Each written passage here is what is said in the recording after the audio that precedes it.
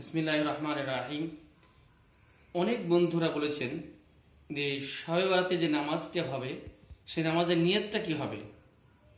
তো শুভের বন্ধুরা, প্রত্যেকে আমি জানাচ্ছি যে আজকে যে নফল নামাজ হবে রাত্রে, অর্থাৎ ঈশা নামাজের পরে আমাদের শুরু হবে, সেই নামাজটি কোনো নির্দিষ্ট নিয়ত নেই যে শবে বরাতের 2 রাকাত নফল নামাজ পড়ছি, এরকম করার কোনো প্রয়োজন নেই।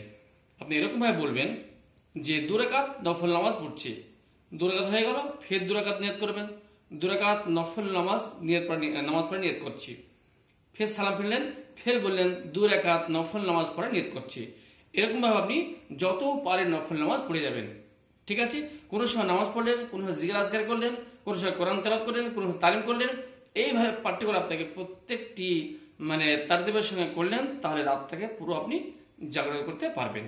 ঠিক বন্ধুরা, নামাজের জন্য সঠিক নিয়তটা করা, যে বরাতের নামাজে নিয়ত করতে হবে, এটা জরুরি, এটা করবেন না। 2 রাকাত নফল নামাজ পড়ে নিয়ত করবেন যে আমি 2 রাকাত নফল নামাজ পড়ছি। আসসালামু আলাইকুম।